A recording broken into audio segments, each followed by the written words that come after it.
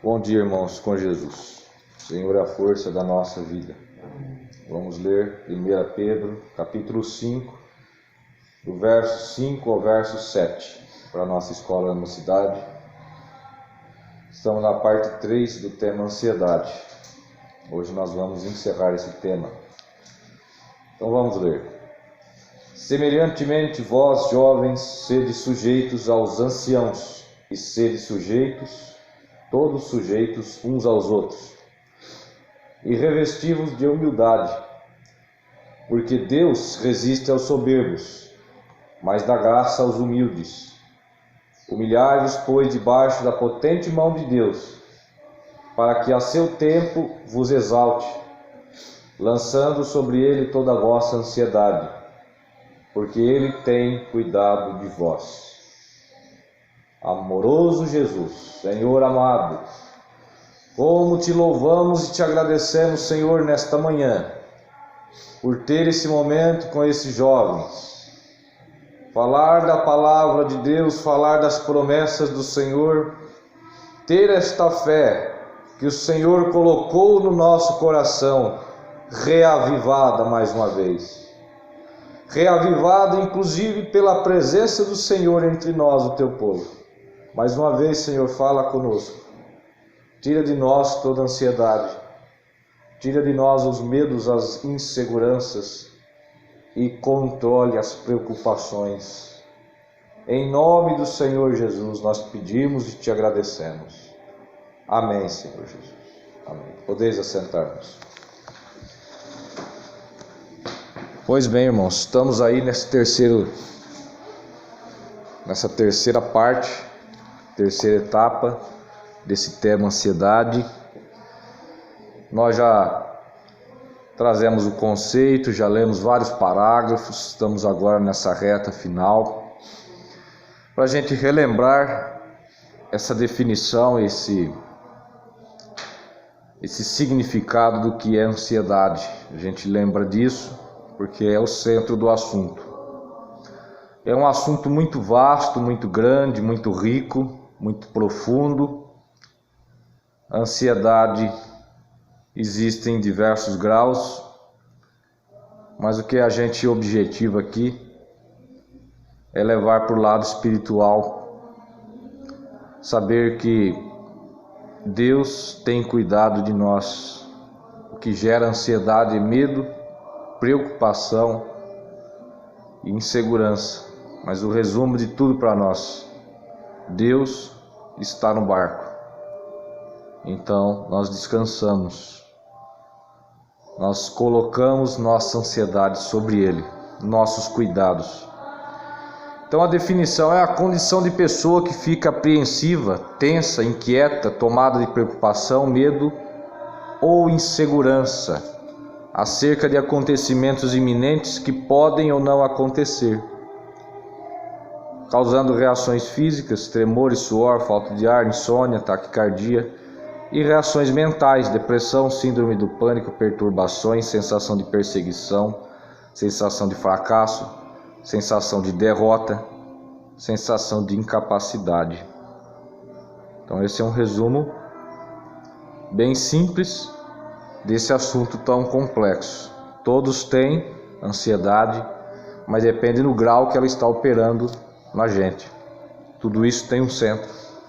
Toda preocupação tem um centro. Mas o que causa isso? O que causa? Qual é o resultado de nós sermos tomados desta ansiedade? Então eu fiz uma anotação aqui, rápida, desta questão natural. Nós temos a perda total ou parcial do raciocínio rápido e imediato. A ansiedade impede o autodesenvolvimento. A pessoa se limita, coloca obstáculos, barreiras que para ela é intransponível. Impede o desenvolvimento interpessoal, quer dizer, essa pessoa sente numa dessas barreiras, nesses obstáculos, que ela é incapaz de se comunicar com as outras pessoas. Então ela tem o desenvolvimento interpessoal atrapalhado, impedido. Impede o desenvolvimento profissional, por sua vez. traz falta de concentração, falta de atenção, impede o aprendizado, impede a qualidade de vida, impede a paz interior, impede a autossegurança, aquela confiança que nós temos de exercer determinadas coisas, impede a comunicação inteligível. Às vezes a pessoa não consegue se expressar mais, depende neste grau de ansiedade, a pessoa não consegue ter uma comunicação eficaz. Faz tomar decisões precipitadas. Nós lemos na mensagem Lembrando-nos do Senhor, parágrafo 101 no último culto. Decisões erradas, decisões precipitadas. A ansiedade faz com que a pessoa dê vazão também ao pessimismo. Pensamentos negativos tomam conta da mente da pessoa. Desenvolve muito fortemente a autocobrança e a autocrítica extrema. E a pessoa entra neste caso, nesse quadro da preocupação em excesso, no medo em excesso, ou insegurança em excesso, que podem levar então à ansiedade. Pois bem, nós paramos aqui no último dia, no último domingo, na mensagem Lembrando-nos do Senhor, parágrafo 101. E agora nós vamos para o livro das eras, a era da igreja de Esmirna.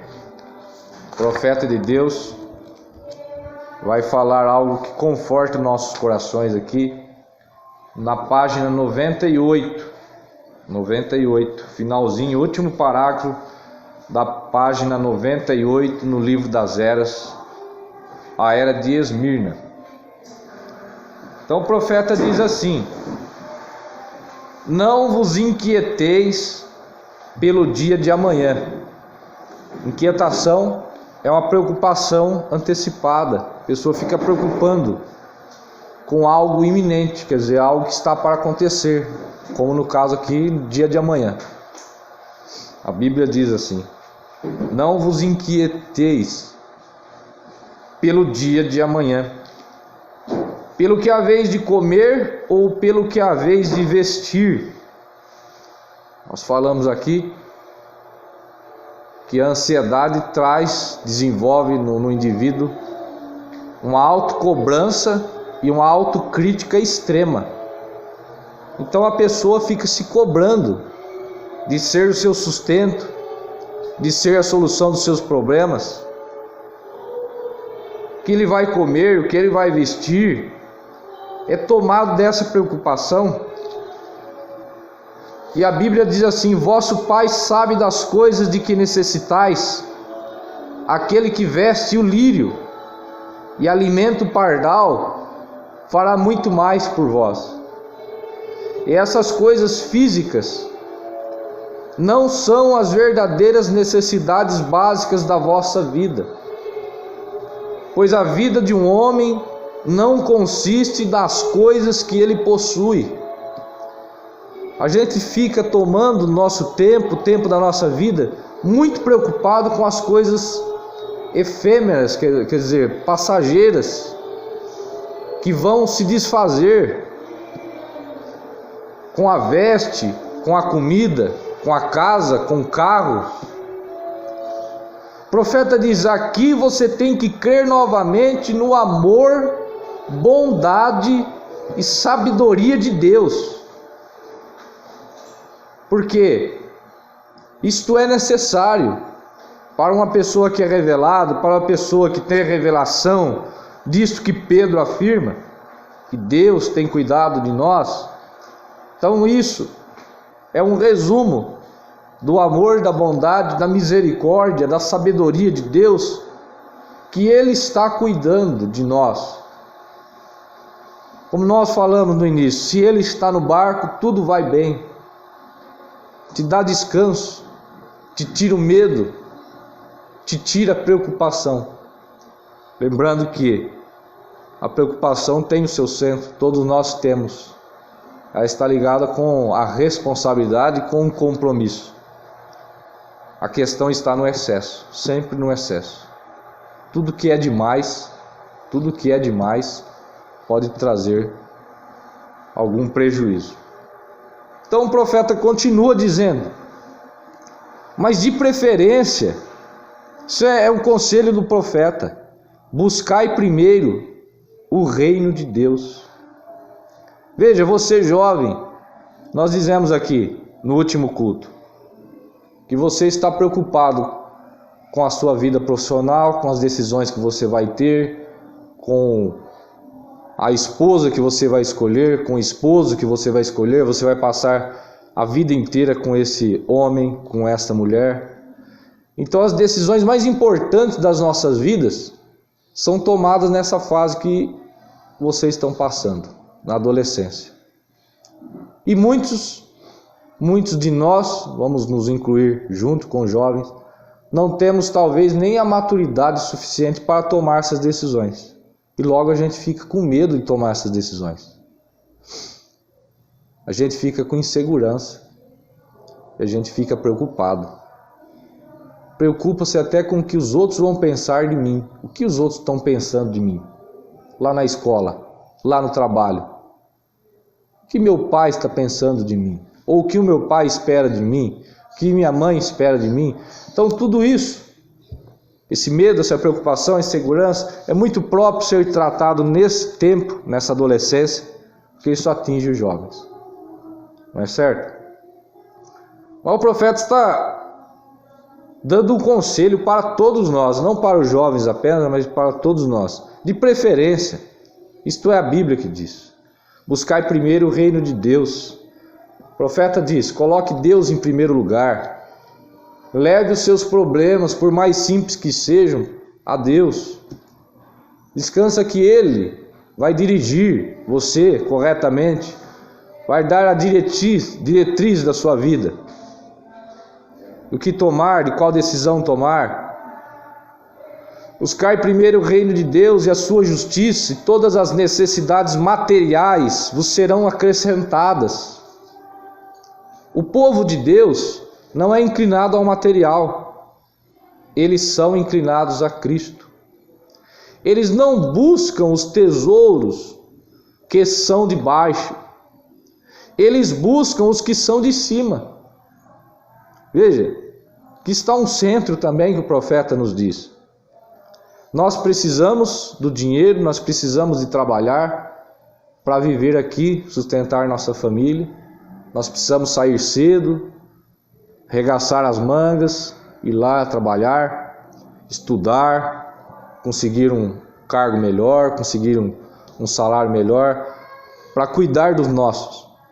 Mas a questão é que o nosso coração não está nisso. Nós não estamos descansados nas riquezas, nos tesouros terrestres. O dinheiro sempre é um resultado do trabalho.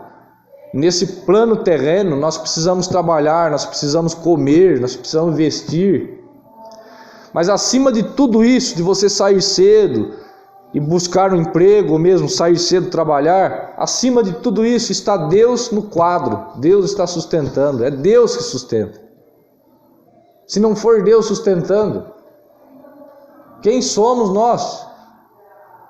Então o profeta segue dizendo, eles não buscam os tesouros que são de baixo, eles buscam os que são de cima.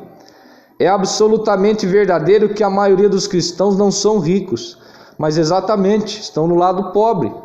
Foi assim nos dias de Jesus, isso foi verdade nos dias de Paulo e deve ser verdade hoje. Isso não é tão verdadeiro hoje, porque a era de Laodiceia é uma era de vasta riqueza, onde frequentemente o critério de espiritualidade é a abundância de bens terrenos. E o profeta já falou para nós que uma das coisas que está causando pressão, que está gerando ansiedade nesta era que vivemos, é justamente a pressão dos ricos, é a vida superficial. Então essas coisas estão criando pressão, não é certo? O profeta lembra dessas três coisas: tensão nervosa, pressão dos ricos e a vida superficial. O profeta está abordando esse lado, pressão dos ricos, mas nós já vimos a vida superficial, as vidas de fachada, aquilo que as pessoas publicam, que pregam, mas que na verdade não é aquilo. Vivem uma vida de aparência e logo sofrem com medo de serem descobertas. Tudo isso gerando tensão, pressão, ansiedade.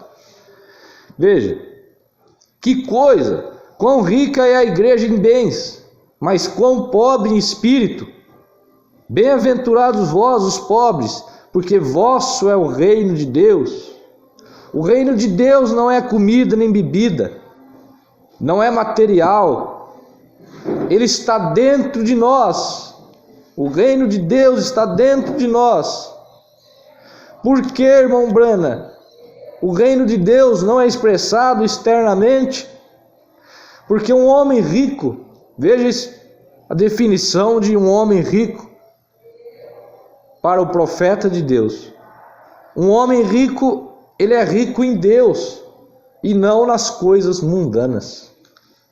Podemos encontrar um homem que tem tudo o que ele precisa, tudo, materialmente falando, mas é uma pessoa pobre de espírito. É uma pessoa inquieta, uma pessoa que sabe que tudo aquilo que ela tem é passageiro. E nós voltamos naquela parábola, naquela história que Jesus menciona sobre Lázaro e aquele homem rico, abastado em bens, e logo o fim. O fim é sempre a questão espiritual. E é o que nós estamos abordando hoje aqui. Essa questão espiritual. Quando nós investimos nas coisas espirituais, nós amenizamos nossa ansiedade, porque a nossa preocupação sai das coisas físicas, sai dos bens materiais, e nós acabamos descansando em Deus. Então, 3 coisas: medo, insegurança, preocupação. Com a coragem você vence o medo. Com o descanso em Deus você supera e controla as preocupações. Logo, a confiança em Deus te dá a vitória sobre a insegurança. Mensagem: Ele cuida. E você? Que inclusive eu recomendo para todos lerem a mensagem. 171, parágrafo 171. E agora, quantos querem dizer isso? Você fala, repete na sua mente aí para si mesmo. Eu creio. A congregação responde: eu creio de todo o meu coração que Jesus me curou. Porque desta ansiedade, deste mal mental, deste mal da era, também é necessário uma cura vinda de Deus. Quando eu fui curado, irmão Brana? Quando ele foi crucificado no Calvário, correto? Se ele já fez isto, então esta é a sua fé para aceitar isto. Ele se importou o suficiente para fazer isto. E você se importa o suficiente para colocar de cada lado a dúvida e crer nisso? Você crê que o sacrifício de Cristo é suficiente para solucionar todos os seus problemas? Lance então suas ansiedades sobre Ele, pois Ele cuidará de você. Deus cuidará de você. Lemos na mensagem: deixando escapar a pressão. Deus é o remédio. Deus é a solução. Deus é o seu verdadeiro descanso. Na mensagem Véu Adentro 71, nós vamos ver o que o profeta diz aqui. A fé cristã está baseada completamente em repouso. Isto é correto. Um cristão não é agitado. Nós já lemos tantas vezes isso. E isso fica tão novo, tão verdadeiro, tão latente no nosso coração. Um cristão não corre de um lugar em lugar. Um cristão não se irrita e nem discute, nem se preocupa com as coisas. Um cristão repousa, tudo tem terminado. Tudo termina para o crente no Calvário. Aqui está o ponto de verdadeiro descanso, aonde a gente vence todo medo, toda preocupação, toda insegurança, no Calvário. Pense você, irmão, a questão mais difícil das nossas vidas.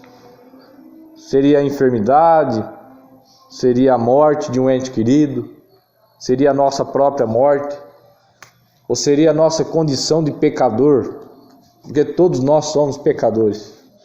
Todo dia nós erramos.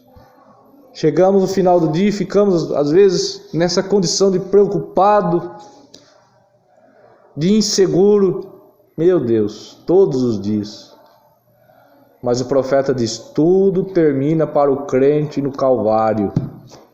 Ali é o ponto final, ali é a vitória, o descanso do cristão. Isto é correto. Pode vir a enfermidade e ocorrer decepções, mas o cristão está em repouso, conhecendo que Deus é capaz de guardar o que ele tem feito, sabendo que não importa o que for ou como pareça, não há enfermidade, nem morte, nem fome, nem coisa alguma que possa nos separar do amor de Deus que está em Jesus Cristo. Estamos em repouso. Deixe que o velho barco se mova para onde quer que queira. A nossa âncora está firme. Então, quando temos essa revelação que Deus tem cuidado de nós em todos os sentidos, nós descansamos. Nós paramos de nos preocupar com o que os outros pensam, o que os outros falam a nosso respeito. Nós simplesmente vivemos a nossa vida. Existem umas ajudas naturais, que eu fiz uma anotação aqui, que isso acaba sendo um conselho também. Por exemplo, o que nós podemos falar ou fazer como ajuda externa, quer dizer, vindo de terceiros, vindo de fora, para aquela pessoa que está nesse quadro de ansiedade. Então nós podemos encorajar, nós podemos aconselhar pessoas na condição de ansiedade, indicar uma ajuda médica, depende deste grau, desse aprofundamento da ansiedade, medicamentos profissionais. Podemos incentivar a enfrentar os medos, as fobias, logo desenvolver a coragem, incentivar a combater os maus pensamentos, a negatividade, a insegurança. Como enfrentar isso, os maus pensamentos? Com os bons pensamentos, dando alimento bom para aquele cão branco, como o índio expressou daquela maneira simples dele. Ter um momento de reflexão, ter um momento de meditação, tudo isso contribui. Não colocar ou não alimentar ansiedade alheia no momento de crise, porque existem os picos, existem os momentos de crise. A pessoa às vezes está passando por aquele momento de ansiedade, de pressão, de estresse, e muitas vezes, em vez de nós amenizarmos aquilo, nós potencializamos aquilo. No português, claro, assim, a gente joga lenha na fogueira, a gente instiga, então coloca a pessoa no fundo do poço. Isso faz com que o trauma desenvolva, evolua. Amenize a tensão, o estresse daquela pessoa.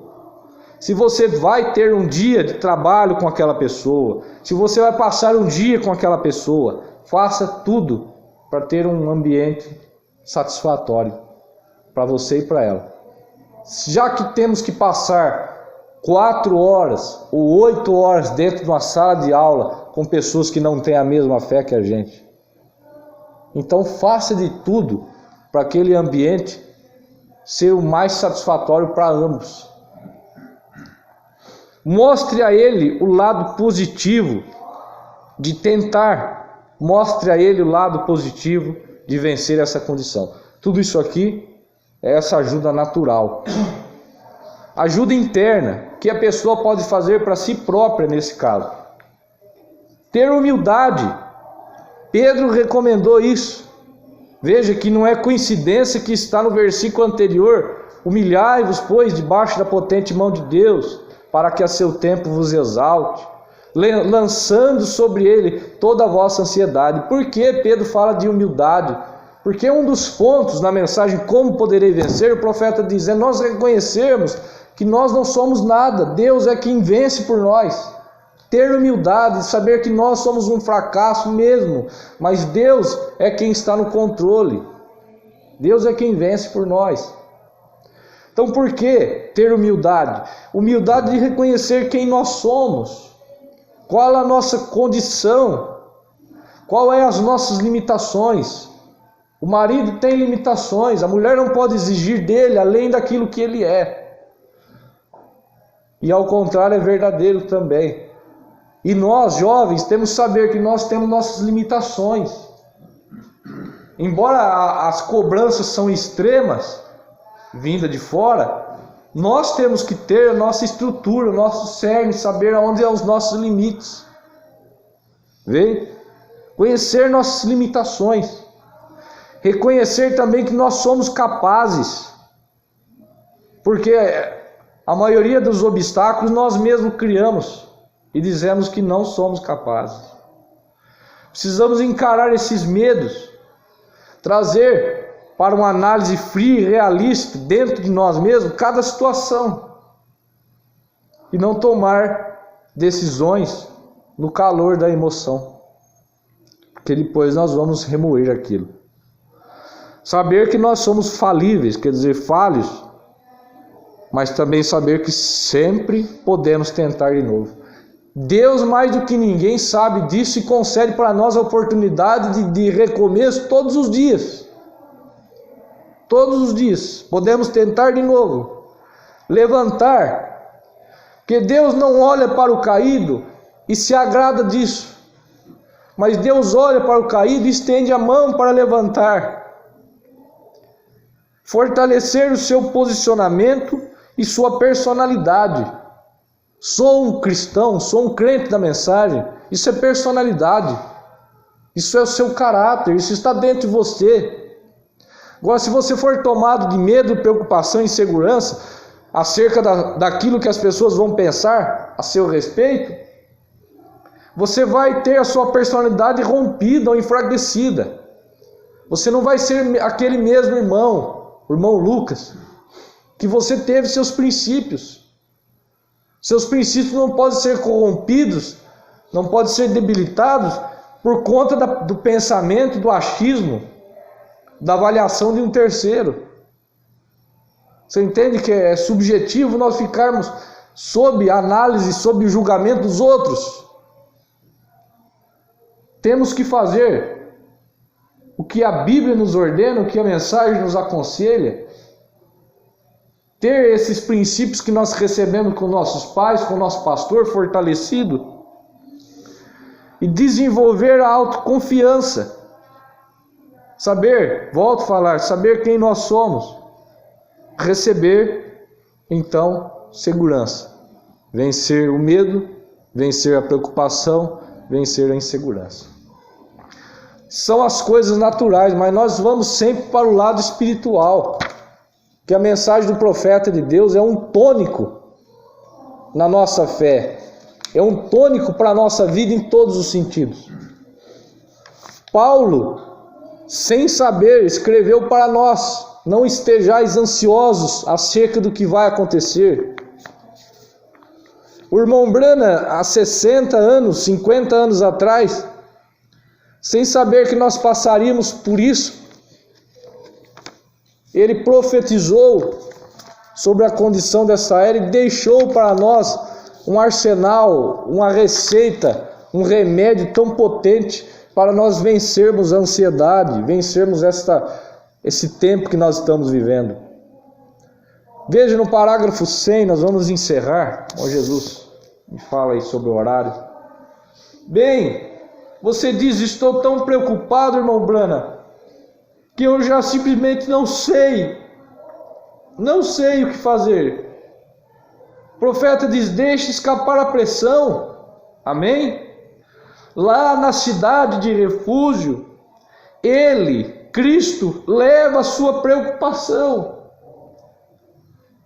Lá nessa cidade de refúgio, ele absorve o seu medo, sua insegurança, porque a cidade de refúgio para nós é Cristo, é o Calvário, é a obra consumada.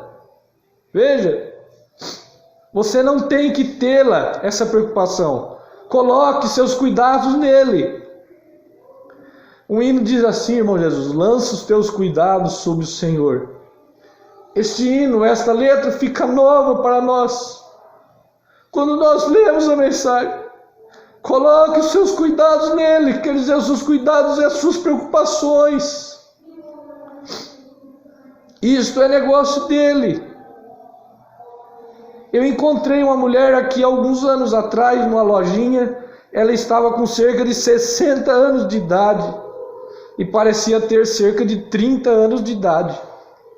E eu disse: como você consegue isso, irmã? E ela me disse: irmão Brana, eu tenho 2 filhos que são médicos, que são mais velhos do que você. E com toda a honestidade, irmão Brana disse, ela não parecia ter mais de 30 anos de idade. E ela disse: aqui está o que foi isso. Veja o remédio. Quando eu vim para Cristo, quando eu estava com cerca de 12 anos de idade, eu sentei e pensei sobre isso. Vinde e arrazoemos, disse o profeta Isaías. Vinde, quer dizer, pensemos juntos. Tal como esta mulher pensou, vamos pensar juntos, vamos nos colocar no quadro com ela. E ela diz: eu estudei outras religiões, porém, quando eu encontrei a verdadeira, ela disse, eu vim para Cristo e trouxe o meu caso, a minha alma, o meu tudo para Ele. E ela disse: eu jamais tive preocupação desde então.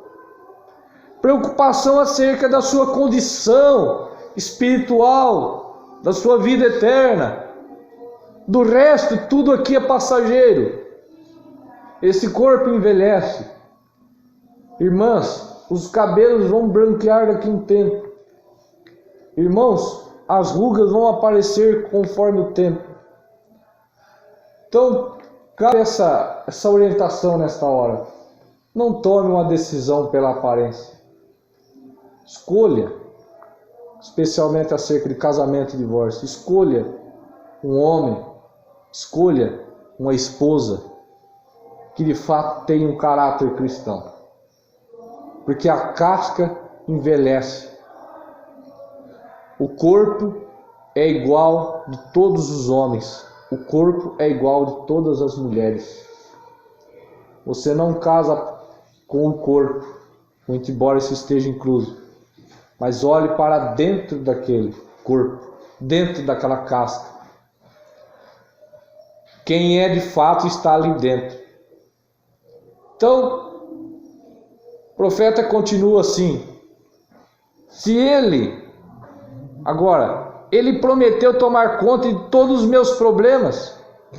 E eu disse, se ele, Cristo, não for suficientemente grande para fazer, quer dizer, carregar este fardo de preocupações e me sustentar, se Deus não for grande para me sustentar, eu sei que eu não sou. Aqui está o ponto. Eu não sou suficientemente grande para fazer isso. Assim, qual é o motivo para eu me preocupar a respeito? Bem, Cristo prometeu que tomaria conta de todas as suas preocupações. Então, deposite seus cuidados nele. As suas decisões, irmão, irmã, que você vai tomar, que são tão intensas, de um peso tão grande nesta hora. Coloque Cristo no quadro. Tenha o hábito de colocar Cristo no quadro, por mais simples que seja, por mais claro que seja a decisão. Coloque Cristo no quadro. Vem? Então, sobre o que você está se preocupando. Preocupação provoca pressão. A pressão explode. Então, simplesmente coloque seus cuidados nele e pare de se preocupar. Correto? Você crê nisso? Aleluia. Como eu faço isso? Simplesmente creia em suas promessas. Ele fez uma promessa de que ele faria isso mesmo. E mesmo na hora da morte, quando o anjo da morte entra no quarto, veja, nesta hora de tanta preocupação, de tanto medo e de tanta insegurança. Ó, irmão Brana, eu sei que ficarei nervoso. Oh, não. Você está num refúgio, um refúgio verdadeiro. Não, você sabe que você vai morrer. Você tem que ir para algum lugar. Então, a decisão sensata, racional, é vir para o refúgio. Sinta-se a salvo. Isso é certo. Você está salvo desde que você esteja no refúgio. Lembre-se, Cristo morreu por você e Ele cuida de você. Ele morreu por você. Ele leva suas preocupações, seu medo, sua insegurança. Nos coloquemos de pé, irmãos. Irmão Jesus vai fazer a oração de encerramento. Senhor, meu Deus. Oh, Jesus. Obrigado. Ajude a cada um de nós, Senhor, a ter mais interesse, ó Pai amado. Glória a Deus. Por estas palavras tão santas, tão puras. Aleluia. Nos ajuda, Pai amado, tanto materialmente como espiritualmente. Glória. Esses moços, essas moças, Senhor. Dê-nos, ó Pai amado, uma bênção através desses ensinamentos, Senhor. Meu Pai, te pedimos no nome do Senhor Jesus Cristo, ajude nosso precioso irmão Afrânio a continuar, ó Pai amado, com essa inspiração e essa dedicação, para nos ajudar, ó Pai. Te pedimos no nome do Senhor Jesus Cristo. Glória a Deus. Amém.